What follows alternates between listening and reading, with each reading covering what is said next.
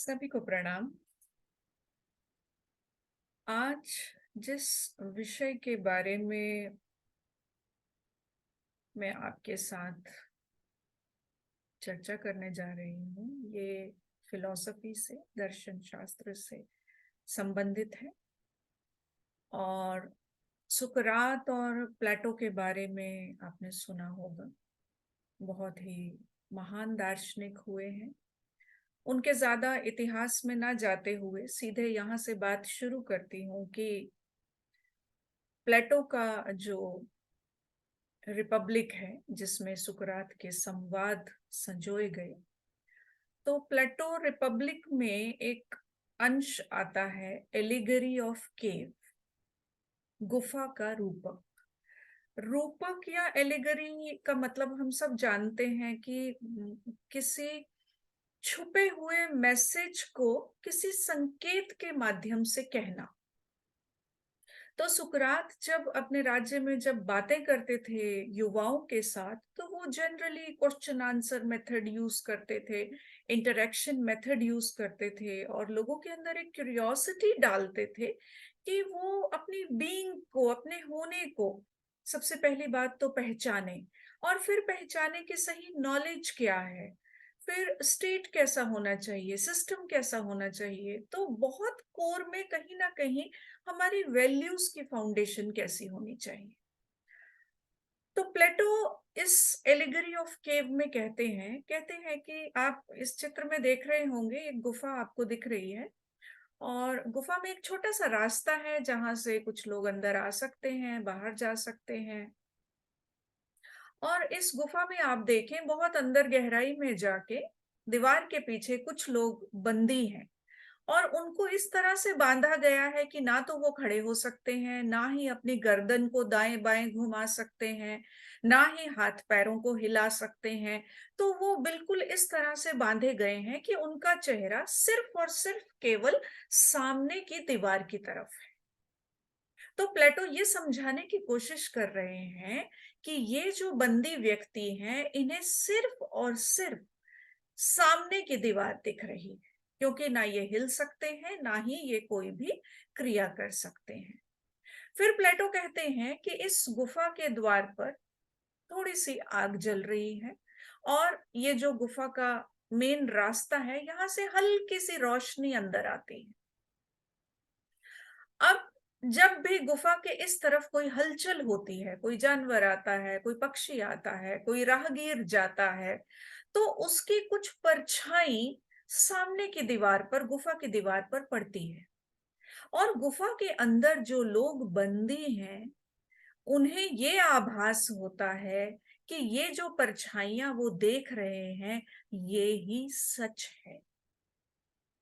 उन्हें नहीं मालूम कि दीवार के पीछे, गुफा के उस तरफ कौन व्यक्ति है, क्या है। उन्हें सिर्फ कुछ परछाइयां दिखती हैं और उन्हीं परछाइयों को वो सत्य मान लेते हैं। तो ये जो आग जल रही है, इसका जो परछाई पड़ रही है, सूरज की रोशनी है, इन सब से जो एक इल्यूजन बन रहा है दीवार पे, वहां पर बंद हुए लोगों के लिए दैट इल्यूजन इज रियलिटी। ठीक। तो इसके आगे प्लेटो कहते हैं कि मान लीजिए सालों बाद ऐसा होता है कि उनमें से, बंदी लोगों में से एक व्यक्ति किसी तरह अपने आप को छुड़ाने में कामयाब हो जाता है और वो गुफा से बाहर आ जाता है। पर वो बहुत सालों से अंधेरे में है, एक ही तरफ देख रहा था, पर जैसे ही वो गुफा से निकलकर मुड़ता है बाहर की ओर, तो उसका सबसे पहला सामना उस जलती हुई आग से होता है, जिससे कि वो डर जाता है और उसकी आंखें एकदम से चौंधिया जाती हैं।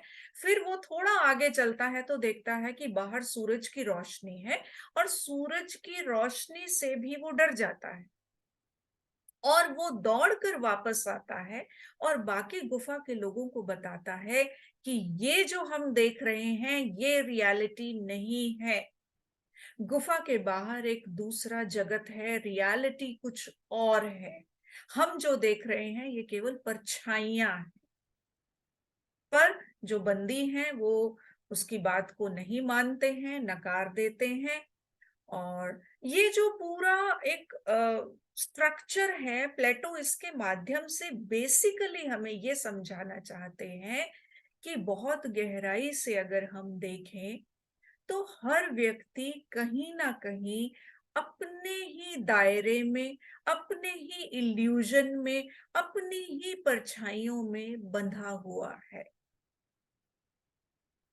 तो ये जो मैंने आपके साथ एक नॉलेज का छोटा सा पार्ट जो शेयर किया है, इसको मैं आज यहाँ एक क्वेश्चन के साथ ही छोड़ रही हूं कि हम सब एक बार जरा अपने को चेक करें कि जो हमारी नॉलेज है, हमारी स्टडीज हैं, हमारी डिग्रीज हैं, हमारा सो कॉल्ड एजुकेशन है, क्या वास्तव में हम रियलिटी को जान रहे हैं या इल्यूजन को ही रियलिटी मान रहे हैं? प्लेटो का ये जो एलिगरी ऑफ केव है, ये आप किसी भी समय में, किसी भी देश काल परिस्थिति में लागू करेंगे तो बिल्कुल सटीक बैठता है। इस रूपक को आप संबंधों पे लागू करें तो भी आपको एक हल मिलेगा। इसको आप अपने वर्क प्लेस की समस्याओं के साथ इंप्लीमेंट करके देखें तो भी आपको एक सुंदर हल मिलेगा। इसको आप अपनी पर्सनल नॉलेज, पर्सनल कंटेम्पलेशन के साथ रिलेट करके देखें तो भी आपको नॉलेज के सही मायने ढूंढने में सहायता मिलेगी।